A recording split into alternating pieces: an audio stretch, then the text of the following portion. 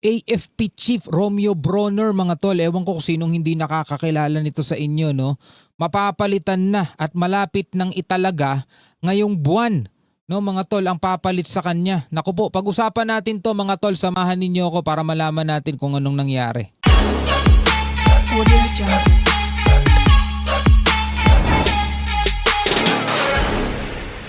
Alright, welcome ulit sa ating bagong video reaction, review, commentary, opinion, criticism at kung ano-ano pa. Bago natin to simulan, huwag mong kalimutan mag-subscribe.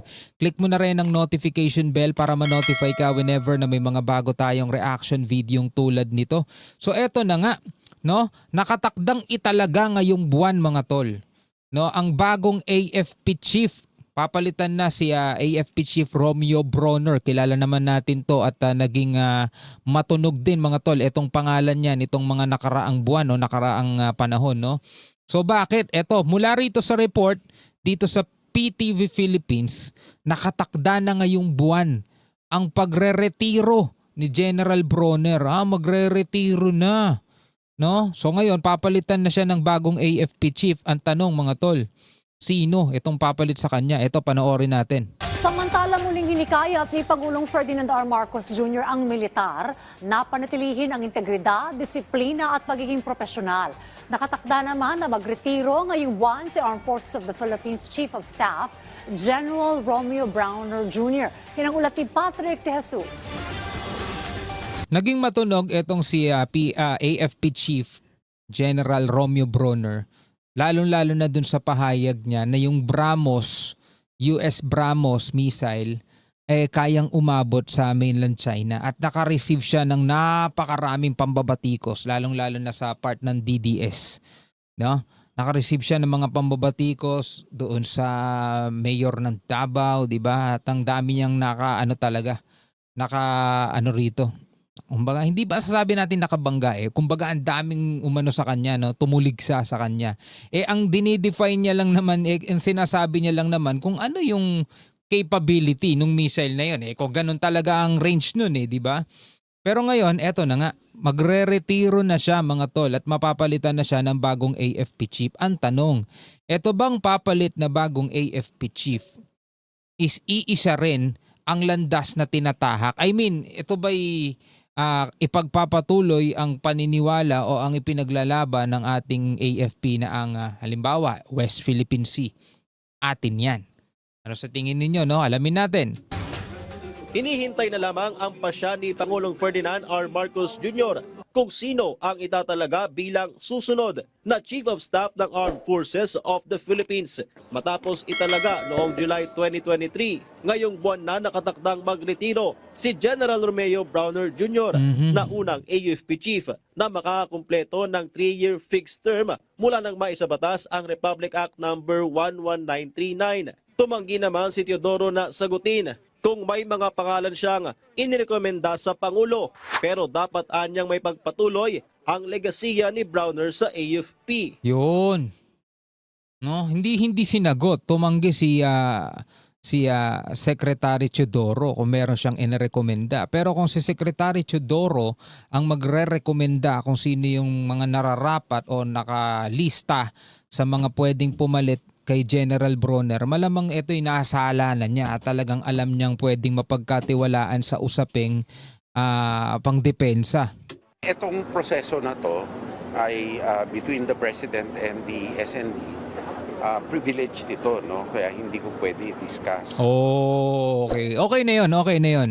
No, privilege yan na hindi niya pwedeng i-discuss. Pero sabi ko nga kanina, kung siya mismo ang magre-rekomenda, siyempre, mas alam niya yon kaysa sa Pangulo. Diba? Kasi etong DND Secretary, yan talaga siya na under niya yan Kumbaga, mas kilala niya kung sino yung mga dapat pagkatiwalaan, kung sino yung mga nararapat doon sa ranggong yun o doon sa posisyon na yon bilang kapalit. Yung alam niyang magpapatuloy sa legasiya ni General Bronner. Mahirap yung standard na ipinakita ni General Bronner, napakataas. Whether sa local at sa international at saka sa overall management ng joint supports ng AFP. At katulong ko sa reforms na kinakailangan gawin. Matapos kanselahin ang kanyang mga aktibidad kahapon para i-monitor ang protesta ng isang religious group sa EDSA, dinaluhan ni Pangulong Marcos Jr. ang pagdiriwang ng ika-79 na anibersaryo ng Philippine Air Force sa Villamor Air Base, Pasay City. Bilang Commander-in-Chief, hinikayat ng Pangulo ang militar na panatilihin ang disiplina, integridad at pagiging profesional. Ako naniniwala pa rin ako mga tol, no? Kahit na magulo at ako mismo nabubusit ako rito sa nangyayari dito sa politika rito sa Pilipinas. Kahit na gaano tayo kagigil, hindi natin dapat talaga isali sa usapan ang ating AFP. Kasi meron silang tungkulin eh. Hindi sila dapat makigulo, hindi sila dapat pumanig sa kahit na sino mang partido mga tol. Hanggat walang hatol ng nararapat na korte.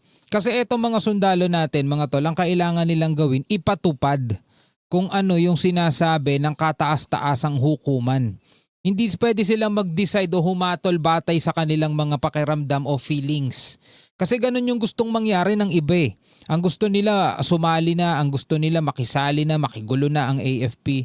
Diba? Bagamat itong AFP, kapareho nating mga Pilipino at may pakiramdam mga tol, pero wag sanang manaig sa kanilang sarili yung kanilang mga paghatol. Hayaan nila ang hukuman, ang kataas-taasang hukuman ng humatol. Diba? At kung sila'y maitatalaga na hulihin o iutusan na arestuhin kung sino man yung kailangan nilang arestuhin, kung sila man ang gagamiting kasangkapan, kasi dapat ang gumagawa niyan yung ibang ahensya ng gobyerno, di ba? Pero kung sakasakaling sila, kailangan nilang ipatupad yun. Pero hindi nila dapat hindi nila dapat sundin kung ano man yung nararamdaman nila. Dapat bayan muna bago sarili, di ba? Ganun yung anuhan nila eh. Above all, remain faithful to your constitutional duty to protect our people and defend the democratic institutions that safeguard our freedoms. Kasi itong mga sundalo, mga tol, hindi ito napapalitan basta-basta.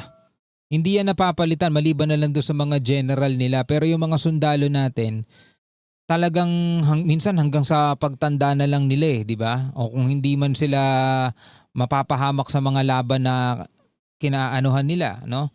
Pero eto mga sundalong to, alam nila na every 6 years nagpapalit ng leader. So hindi sila dapat maging loyal sa kahit na sino mang mauupo dyan.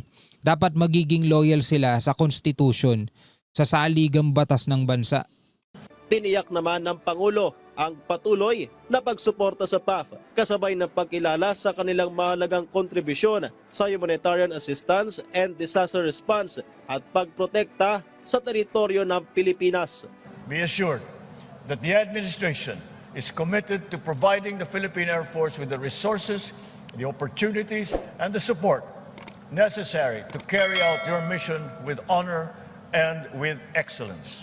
Inspirasyon sa PAF ang iba't ibang hamon para mas makapagbigay ng dekalidad na serbisyo.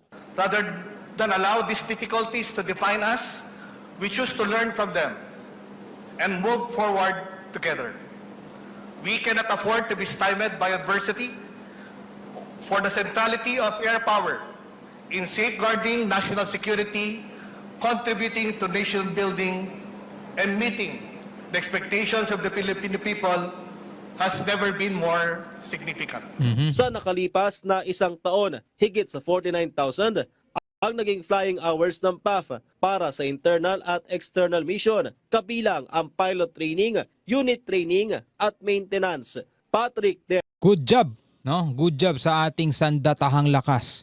Good job sa AFP, sa Philippine Air Force, Philippine Navy, di ba? Good job sa inyong lahat. At dapat talaga nilang tutukan at talagang dapat nilang pagfokusan is yung pagtatanggol sa ating soberanya, di ba?